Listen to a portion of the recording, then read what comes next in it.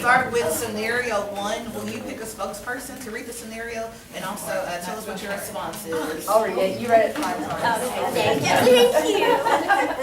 All right, scenario 1. The children on your case have expressed to you their desire to see their father, and you feel that the department is withholding visits due to the father's mental illness. The father on your case has never harmed his children and has been active in their lives since birth.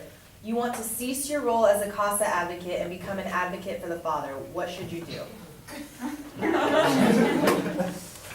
Okay. Oh, we said, no, don't cease your role as a CASA. That's ridiculous.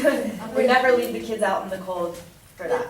Then the other thing was that we don't know why, or what we imagine the scenario to be is that CPS, let's say the kids are demanding, or not demanding, but they're asking to see their parents twice a month.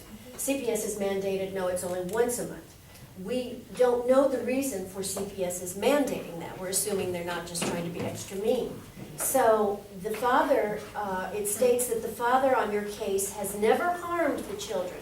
However, it doesn't say whether that harm is strictly physical. It doesn't state exactly what kind of non-harm. For example, maybe, yes, he's never harmed his children physically or presented a threat that way, but let's say he demeans the children when he sees them every single time. He does things that are inappropriate and very hurtful. We know the kids, doesn't matter when they get hurt, they want their parents. So they still want to see their dad, but the dad is actually doing some harm.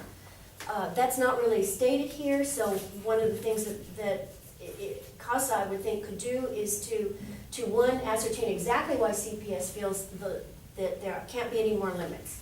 And then from that, discover and see whether we can advocate for some specialized therapy, maybe addressed through either therapist or parenting classes. You know, it doesn't state the name of the ages, rather, of the children either, but if it's appropriate. In other words, find out what's going on, why, and see if there can't be a way to mesh the desires of the children with also the needs and the concerns of the CPS. That was great. That's good. So this is my response to the situation. Talk to your advocate supervisor. A meeting with the department should be had so both perspectives can be understood. An agreement could be worked out to allow the father visits with his children. So thank you for your response. That's great. So who had scenario 2? Okay. So there are 2 teenage girls on your case who are both placed in residential treatment centers. The mother on your case has made tremendous progress, and you and the department agree that it is appropriate for the child with less behavior issues to be returned home, while the mother continues to make progress with her services in order to care for the other child. Once the child is returned home, both mother and child discontinue their medication, and the child refuses to go to school.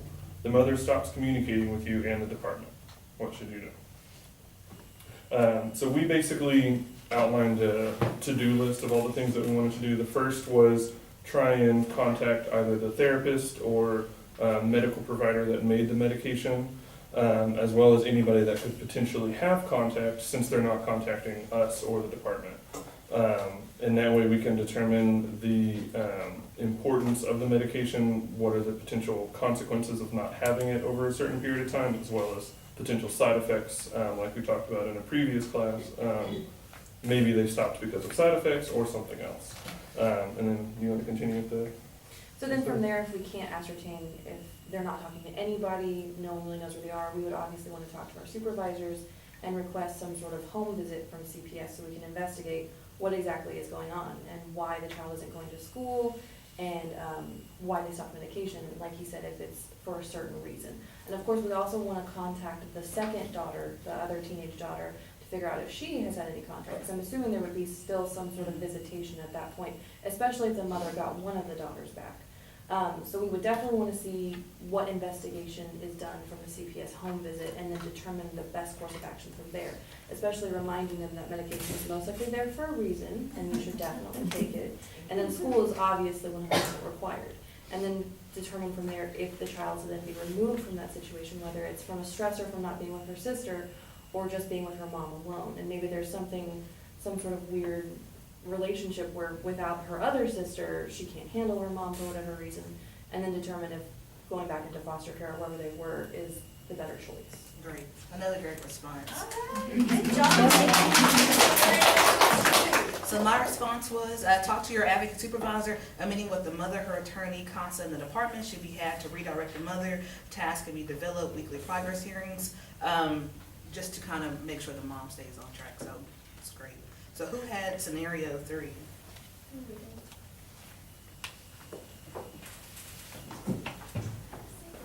You have built a great rapport with the caregivers who are the grandparents of the child on your case and visit the children weekly because you enjoy the family.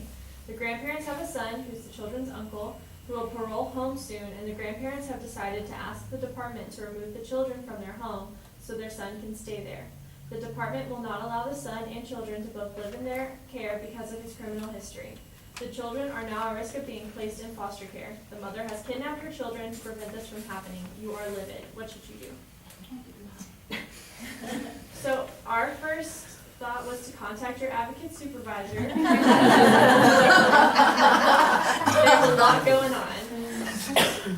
And secondly, we talked about trying to separate your emotions from the situation, because it became a little clear to us that maybe a boundary had been crossed because they're so comfortable going over to the family's home every week. It's not necessarily about the child at that point, it's about hanging out with the family, it seems like. And from there, just trying to meet with whoever, I guess, can get the children back to safety, because it doesn't seem to be the top priority right now. So my response was to talk to your advocate supervisor, continue to make contacts with all parties on the case, and follow up on the status and whereabouts of the children. Put your frustrations aside, connect with the grandparents to learn of appropriate family members who may be interested in placement at that point. So who had scenario 4? Okay. We have some questions on it, right? Okay. Yeah, we can. Yeah, read about it, for sure. The department asked the parents on your case to separate because of their inability to make appropriate decisions together. The parents agreed to this and appear to be broken up and working services independently. You drive by their apartment on a random Saturday and see the parents holding hands. What should you do? First of all, so the department's allowed to tell someone to break up? Absolutely. Yep. Okay, so we weren't aware of that, so that was kind of. We were a little confused about that. Okay. But we also did say report it to your advocate supervisor. Yeah, and probably the CPS caseworker also. Great. And then we were kind of wondering if we could recommend couples counseling since they want to be together. That's or- something that could possibly happen later on in the case, but my response is, of course, to talk to your advocate supervisor. Don't make any assumptions, but relay the information back to the department and their attorneys. The attorneys can redirect their clients and reiterate the importance of being honest with CASA and the department. Can I ask, so when I ask a couple to break up, do they stay broken up? Do they, does it Yeah, work? what is the efficiency? Well, we can talk about, you want to finish the scenario? Okay, sorry. We can Sorry. come back to that, because there's more to the story. Oh. Right, so scenario 5, who has scenario 5? We did. Okay. So you have a one-time connection with the mother on your case, and she confides in you because she finds that you understand. You have compassion for the mother, but feel that it is in the best interest of the children for her parental rights to be terminated. You are preparing for trial and recall a conversation with the mother in which she revealed to you that she is not being completely honest with the department. You are torn and don't know if you should share the information. So we talked a little bit about how what we had discussed in a previous session is that it's always important to be transparent when people are confiding in you, that you're legally bound to report that information. And so hopefully that was done in this situation. And so at the point that it's something that she is withholding from CPS, it's obviously relevant to the children and their well-being, and that has to take precedence over any relationship between yourself and the parent. And so we feel that that should be reported. I mean, I think you could include your advocate supervisor, but I'm not even sure that in this case that is as necessary as in some of these other scenarios. What, for purposes of the activity, you want to talk to your advocate? Trials are never easy, and any information that substantiates your position should be shared. It's CASA's responsibility to always represent the best interest of the child, no matter what. So that was a great response. Thank you. And last but not least, scenario 6. The mother on your case has 2 preteen girls who are not happy that she has had another baby. You are the CASA for the baby and are outraged at what you observed during a family visit at the CPS office.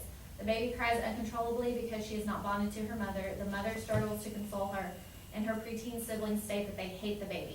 You are in fear for the baby's safety. said, contact your.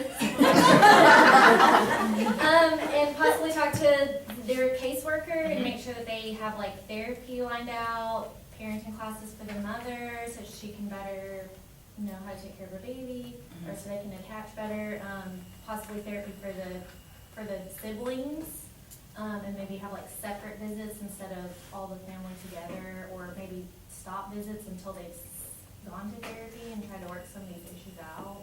That was a great response. So my response, talk to your advocate supervisor, send an email to all parties on the case about what you observed, and meet with the CPS caseworker and suggest solutions that will protect the baby's safety. So that was a great response. So in closing, by now you're aware of what the theme of this activity is. Talk to your advocate supervisor. We're here to support you, guide you, and be a shoulder to cry on if necessary. These cases are very complex, but if we work together, our outcomes will be positive. And I look forward to working with each of you, and thanks for becoming a CASA. And then I do have a confession. So each of these scenarios are currently on my caseload. So these are situations I'm going through now. Yeah, Six of my and is cases. this the one that went to trial? No. That Oh, hadn't gone okay. to trial. Well, I was gonna say, usually they ask them to break up because of domestic violence or drug use. I mean, there's like a huge reason why they can't live together. Not just, hey, we don't like your boyfriend, we want you to break up, yeah. But the one that, we had that situation with the, And that one, in that case. in that same case, thing. yeah, that where the family, the mother and father, they weren't married, but they lived together, but then they said they were apart, but they were really together, and they just weren't being honest. And that scenario, that was me. I had to testify in that trial, so that was my dilemma in that case. Yeah. Oh, where the mother Where she had to confided in you? The testify. cultural connection, and the mom confided in me, and I had to reveal on the stand a personal conversation I had with her because it was for the best interest of the child. And She was not happy. Oh, no. But did you tell her ahead of time? I tried to. I made 2 attempts to go by her workplace when I realized they were gonna put me on the stand, and she wasn't there. So she was blindsided when she walked. So, we need to tell these parents, well, we already tell them we're working for the best interest of the children, but we also need to make it clear from the get-go that, we're obligated to report to CPS. Yeah, that's and not attorneys. confidential. What we're talking about is not confidential. When you talk to your attorney, it's confidential. Okay. Yeah. All right, well, tomorrow what we'll do is we'll talk about last week's court. We'll get ready